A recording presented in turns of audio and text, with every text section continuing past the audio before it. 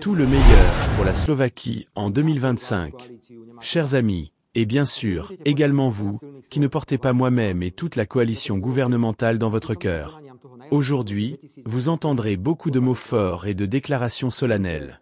Permettez-moi donc de formuler mes vœux pour 2025 d'une manière un peu différente. Je crois que chacun d'entre vous a passé la Saint-Sylvestre de la manière qu'il avait souhaité et préparé. Je pense particulièrement à ceux qui, en raison de leurs obligations professionnelles ou de leur état de santé, n'ont pas pu célébrer la fin de l'année de façon traditionnelle avec les autres. Et si, pour une raison ou une autre, votre Saint-Sylvestre n'a pas été réussi, ne soyez pas triste. Avant même de nous en rendre compte, une nouvelle occasion se présentera. Comme nos frères tchèques aiment parfois dire, le temps file, comme un cerf blessé à l'arrière-train.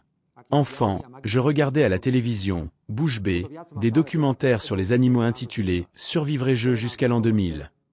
Je ne sais pas si tous ont survécu, mais quand je repense à quel point l'année 2000 me semblait lointaine et magique, je suis encore plus surpris par le rythme effréné de nos vies qui nous a menés jusqu'à ce premier jour de 2025. Que pouvons-nous y faire, chers amis? Bonne année 2025. Personnellement, je ne prends aucune résolution au début de l'année.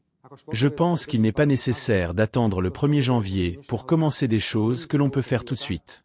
En tant que sportif, je soutiens toutefois pleinement ceux qui ont décidé, dès aujourd'hui, de changer de mode de vie et de bouger davantage, car la vie, c'est le mouvement. Je vous avoue sincèrement que ce matin, ma plus grande joie était simplement d'être en vie. Comme on dit, c'était par un poil de souris. Le retour à une vie normale a été, et reste encore, bien plus difficile que je ne l'avais imaginé. Une vieille vérité dit que ceux qui vous aiment vous font pleurer, et ceux qui vous détestent vous font rire. Quand je lis ou j'écoute ceux qui, le 15 mai, applaudissaient de joie, je ne peux m'empêcher de rire. Ils disent que j'ai l'air fatigué, que je n'ai plus envie de continuer. Vous savez, c'est comme ça. Nous avons affaire à des opposants qui commencent par essayer de vous discréditer. Ils nous ont fait passer pour des braconniers, nous ont illégalement écoutés pendant des heures, mais n'ont rien découvert d'autre que des discussions entre hommes. Ensuite, ils ont essayé de nous mettre en prison. Et quand cela n'a pas marché non plus, ils sont allés à l'extrême, arme à la main. Heureusement, cela non plus n'a pas fonctionné. Alors maintenant, ils tentent une nouvelle approche, créer l'image d'un Premier ministre fatigué et démotivé.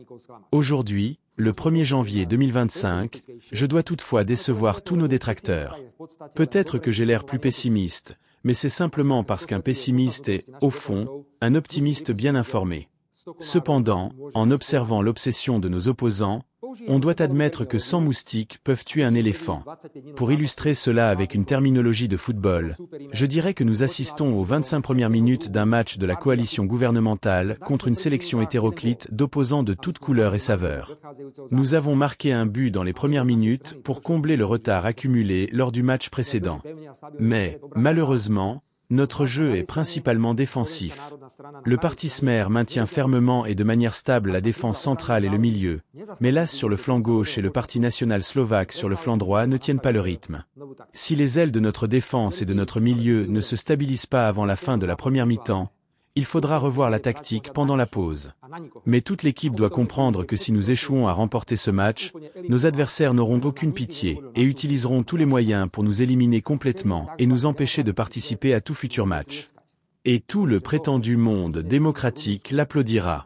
Car ce que nous voyons aujourd'hui en Roumanie ou en Géorgie, où les résultats des élections ne sont pas respectés si la victoire revient à ceux qui ne devraient pas gagner, devient une méthode couramment utilisée et tolérée pour écarter les politiciens et partis politiques indésirables.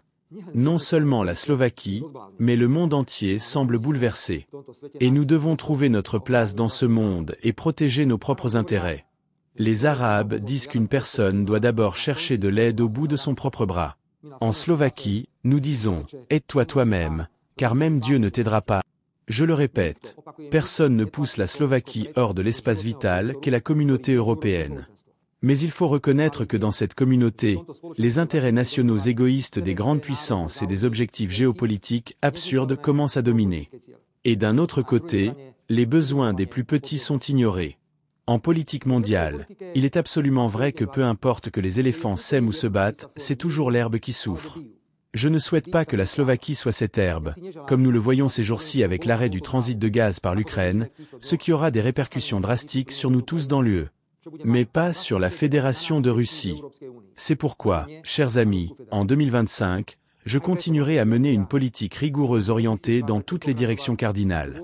Une politique étrangère active, basée sur le respect du droit international et la non-ingérence dans les affaires intérieures des autres. Et surtout, nous continuerons à poursuivre nos objectifs et intérêts nationaux slovaques. La paix est au sommet de la pyramide de nos priorités. À nos opposants, je veux dire ceci, nous sommes nés avec deux oreilles, mais une seule bouche, afin d'écouter davantage et de parler moins. L'intérêt slovaque devrait nous unir et ne pas être l'objet de critiques déplacées à tout prix. Je ne veux pas que la Slovaquie soit le serviteur de qui que ce soit. Seuls les ours attachés dansent. La Slovaquie ne dansera pour personne. La Slovaquie doit servir uniquement les Slovaques et tous nos concitoyens. Un guerrier agit, un imbécile réagit. Nous, dans la coalition gouvernementale, nous agissons. Je reviens à l'idée du match de football. Je suis convaincu que d'ici la mi-temps, les flancs gauche et droit de la défense et du milieu de terrain se stabiliseront. Et nous ne gaspillerons pas notre énergie à résoudre les problèmes internes des partis de nos partenaires de coalition. Ainsi, nous pourrons nous concentrer également sur l'attaque.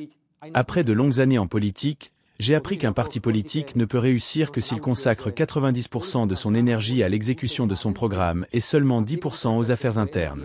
Si c'est l'inverse, vous pouvez tirer un trait sur ce parti. Je suis heureux que le parti Smer Social-Démocratie suive ce principe et ne surcharge pas le public avec ses affaires internes. Dans cette optique, j'apprécie également la déclaration du président du Parlement, Andrzej Danko, qui a adopté une attitude constructive vis-à-vis des différends prolongés avec le parti LAS, différends exploités par nos opposants et qui occultent l'essence de notre gouvernance commune. Que certains veuillent le reconnaître ou non, malgré les articles tapageurs des médias libéraux et les déclarations de l'opposition, nous avons accompli un travail important. Qu'ils ne veuillent rien nous reconnaître, ils doivent au moins admettre une chose. Nous avons mis de l'ordre dans les finances publiques après eux et rempli plusieurs points extrêmement importants de notre programme gouvernemental.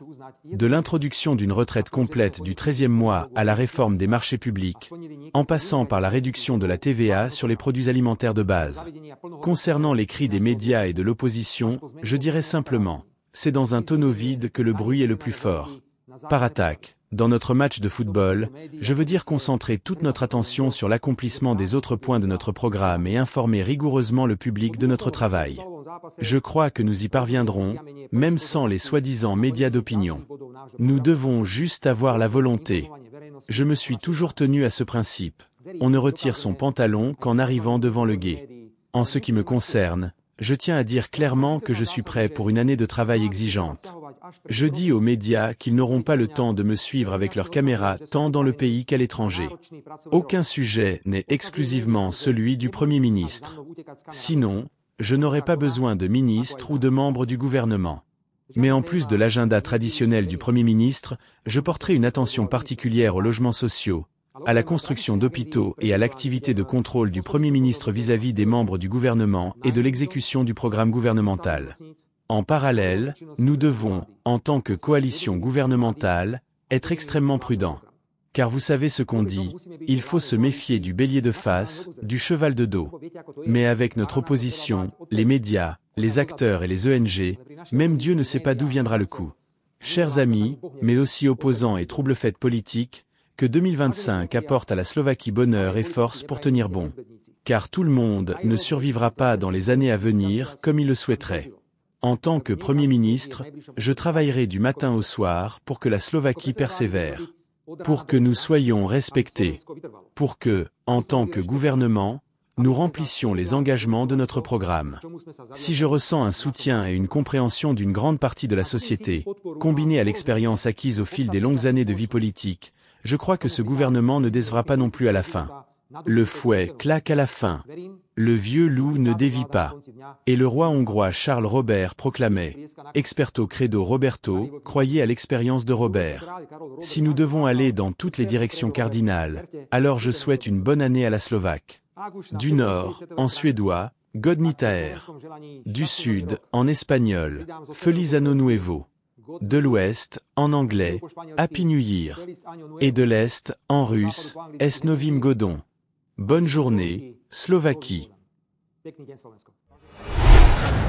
Le discours du Premier ministre slovaque est bien plus qu'une simple déclaration politique.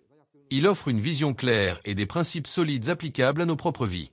À travers ses paroles, il partage des enseignements puissants sur des sujets tels que la résilience, l'écoute, la gestion des priorités et le leadership. Ces leçons peuvent non seulement inspirer, mais aussi nous guider vers l'excellence dans nos projets personnels et professionnels. Découvrons ensemble ces précieux enseignements et réfléchissons à la manière de les intégrer dans notre quotidien. 1. L'importance de la résilience et de l'autonomie. Dans son discours, le Premier ministre insiste sur le fait que personne ne viendra sauver la Slovaquie si elle ne prend pas elle-même son destin en main. Il cite « Aide-toi toi-même, car même Dieu ne t'aidera pas ». Dans la vie personnelle et professionnelle, il est crucial de cultiver l'autonomie et de ne pas attendre que les solutions viennent de l'extérieur. Prendre des initiatives, assumer ses responsabilités et chercher des solutions par soi-même. Bien sûr, j'ajoute, toujours dans la dépendance à Dieu, sont des attitudes fondamentales pour progresser et exceller. 2. Équilibrer écoute et action. Le Premier ministre rappelle que nous avons 2 oreilles et une seule bouche, nous encourageant ainsi à écouter davantage qu'à parler. L'écoute active est une compétence clé pour développer des relations solides et prendre des décisions éclairées. Que ce soit dans le cadre du leadership, des négociations ou du travail en équipe, savoir écouter permet de mieux comprendre les besoins et attentes des autres, d'anticiper les défis et de répondre de manière plus efficace.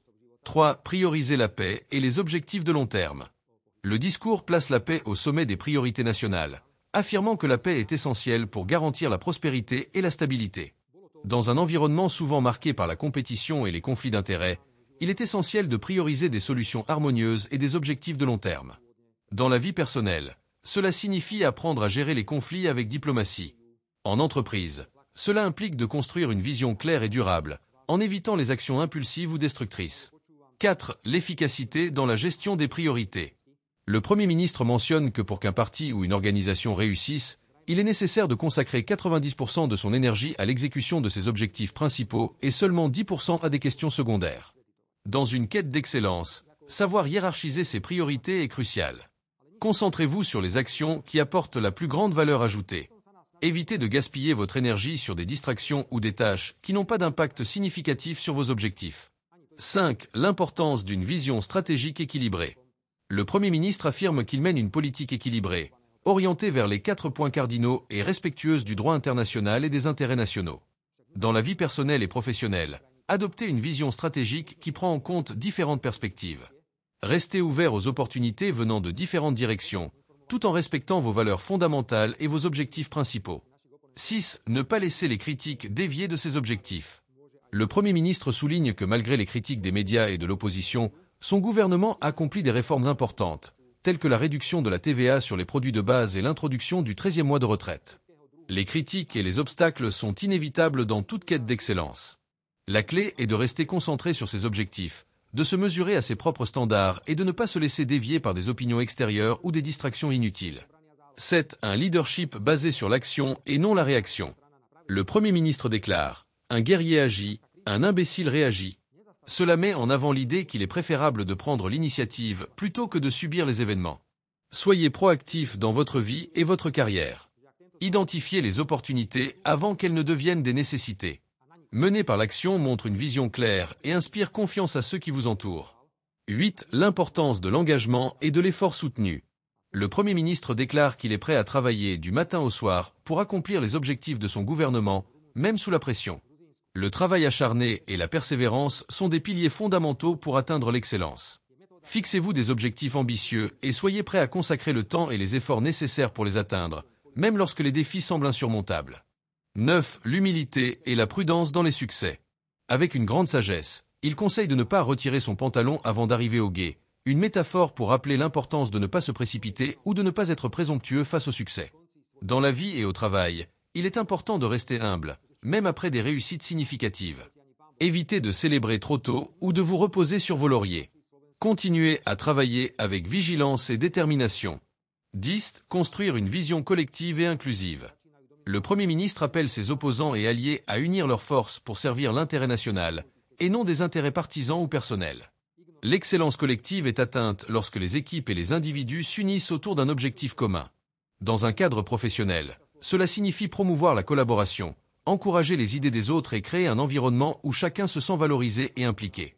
Conclusion. Le discours du Premier ministre slovaque est riche en principes universels applicables à la vie personnelle et professionnelle. Il nous rappelle que l'excellence repose sur des valeurs fondamentales telles que l'autonomie, l'écoute, la résilience, la persévérance, l'action proactive et l'humilité.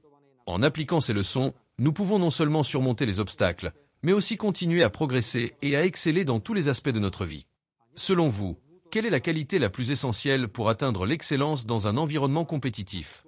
Comment appliquez-vous les principes d'écoute active et de résilience dans votre vie quotidienne? Vos réponses et vos points de vue enrichiront cette discussion et permettront à toute la communauté de grandir ensemble. Merci pour votre participation active et vos idées précieuses.